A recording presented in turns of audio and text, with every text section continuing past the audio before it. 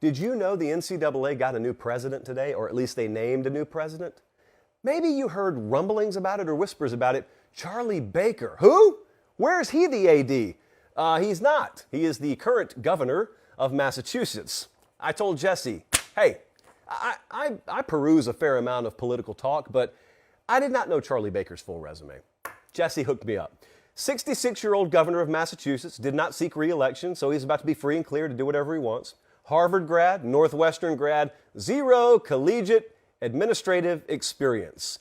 What does the NCAA say to that resume? You're our guy. Come fix college sports. I expect no more from the NCAA than that. I know you think the phrasing is no less. No. I've found that the trick with the NCAA is to not expect anything. Therefore, you're never disappointed. I expect nothing from these people, and I get exactly what I expect every single day. So look, golf clap for Charlie Baker. I wish you well. Why did they do this? Pretty obvious. And for those of you who are new to the watering hole here, the scene when it comes to the landscape, the battlefield, if you will, of collegiate athletics shifted from Indianapolis to Washington a long time ago. This is just them kind of acknowledging that's where the battlefield is now. We got to fight this thing in Washington. If we're going to get what we want, it's not happening in Indy anymore. It's got to happen in Washington, and we need someone who can bring people to the center aisle. And what do? Well, apparently their answer is, let's go find a Republican governor in an ultra-blue state because he's got to know something about bipartisanship, right? Sounds cool on the surface. That's like when I fly over your city at 50,000 feet. They don't let commercial planes go that high. When I fly over your city at 38,000 feet, it looks great. But there's a lot of drama in that city down there. You know, there are a lot of unsolved issues down there. There may be a plumbing back up there on 2nd Avenue. I can't see that from 48,000 feet. I can't even go that high, can I? My point is, this sounds so good. I bet it sounded so great. It looks good on a grease board. This is not going to solve any of the issues that you face in college football. At least that's my humble opinion. Now, it's a college sports problem, college athletics problem. We're a college football show all year round. So I was listening to our buddy Andy Staples over on Feinbaum's show today. He had a great quote here. I'm going to say it, and then I'm going to echo it. So, Andy, I give you my tacit endorsement tonight. Quote, if you're relying on the federal government to produce the framework of rules your business will run by, you aren't doing it right. This is true about college athletics. It's true about your heating and air conditioning business. Don't wait on these people. Please don't put your faith in these people. It's like putting your faith in an umpire only knowing they're going to blow the call. Umpires sometimes, referees sometimes get it right. These people will never get it right. I don't want to go too far down a political road. I'm just saying I don't have a lot of confidence that any of the announcements made today are going to be the answer to anything you and I talk about every day. However, this is where we just abruptly take a twist in the show tonight. I think we're going to have some really good news on the horizon. Frankly, it doesn't have a whole lot to do with Charlie Baker. If he wants to take the credit for it, that's fine. I know where your head's at because I talk to you guys every day. I have nothing else to do but converse with you. A lot of you are worried about NIL, and a lot of you are worried about the direction of the sport. That's okay. I'm right there with you. I have my own concerns as well. It's okay to be worried about the future of the sport you love. I would argue it's far less okay to be counting on federal government to come and save it for you. That's the move being made here with the new NCAA president. A lot of people are really banking on that being the gateway. And eventually we get to open that gateway and we get to legislative solutions. We get to federal solutions for college football. No, you don't. No, you don't. That's like walking up to the river. Look at that river. Look how it rages. How do we stop the river? The answer, friends, is you don't stop the river. That's the difference between government help and free enterprise help. And what's happening right now that you don't see, and I've had access to over the last week or two, because when I'm not on the air, I've dug on this fairly deeply, there are a lot of extremely smart people in the free market sector who are putting in a ton of hours working on some of the problems that college football faces right now. And a lot of the problems it faces right now are not going to be problems in 5 years. It will not be because the federal government solved it. It will not be, with all due respect, because Charlie Baker solved it.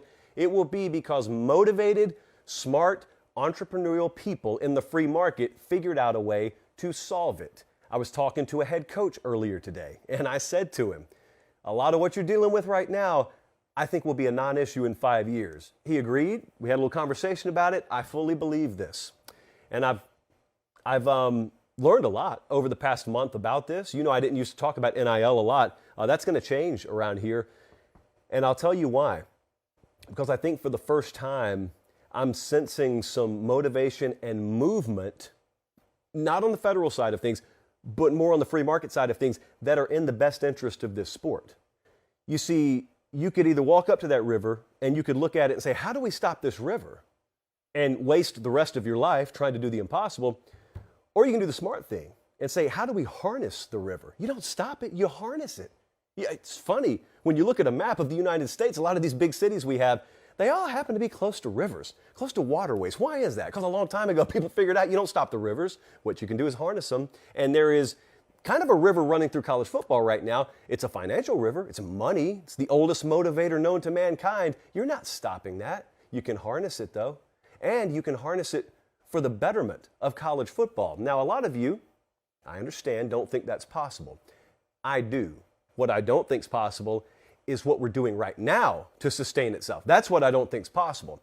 The good news is I don't think it's going to have to be possible, because I think you're soon going to find out, boy, there's some big changes coming to this sport. I'm not wasting your time tonight talking about it. This will come down the road. This is sort of a post-national championship discussion for us to have, but have it we will. And I think you'll be pleasantly surprised that the sport is not exactly headed towards the edge of the cliff you think it's headed towards. So your greatest fears will be alleviated. The next thing you have to do is you've got to be open to reality. You've got to do what, frankly, I don't like doing with the playoff, and that is admitting where we are right now. And where we are right now and moving forward is really all you can worry about. I mean, you can't put the toothpaste back in the tube. So I really, I've got a newfound confidence in where we're headed. Ironically, it has zero to do, though, with the announcement that was made today. By the way, for the more jaded crowd out there, I'm not speaking to insult you, because all you have concerns about is college football, which is the same thing we have concerns about, same thing I have concerns about. So if you just have greater concern than me, if you happen to be a little less confident in the future of the sport than me, that's okay. Obviously, we both hope that you're wrong. I think you'll be okay on this. But for anyone out there who talks about how there's really no positive for NIL, I wouldn't go that far. I know most people have gotten off that bandwagon, but there's still some holdouts out there. Let me ask you, if you think there's no positive to NIL, have you noticed a precious lack of something lately? Look to the left, look to the right. What did you used to see when you woke up virtually every morning in college football? Somebody got arrested somewhere. Group of players in trouble somewhere. Someone's run afoul of the law somewhere. Have you guys noticed how the number of players in big trouble in college football has fallen off a cliff all of a sudden? Now, why is that? Why would it be that all of a sudden the percentage of our sport that's in trouble with the law has just precipitously dropped? Could it be that there may have been a benefit of NIL, and that is the simple fact that realizing you have real life skin in the game makes you live your life a little bit more careful, makes you grow up a little bit faster. Now, you may not like the byproduct, you may not like what sped up that maturation process, but I would argue speeding up the maturation process, never a bad thing. So that's one of several benefits we've had from NIL. I am going to do my very best to spell this out for you in the coming weeks and months. I just wanted to give you a little primer tonight. You can read the articles about the new NCAA president. You can listen to a bunch of these people who serve as mouthpieces for said four-letter organization sort of parrot the same talking points, and that is, finally, federal help on the way. Or you can sit over here with us, laugh at it, and look for real solutions. There's plenty of room over here with us. Thanks for watching, guys. Don't leave yet. Don't leave yet. Make sure you like the video, and please subscribe to the channel. Not just for me, that's how we keep this entire thing free.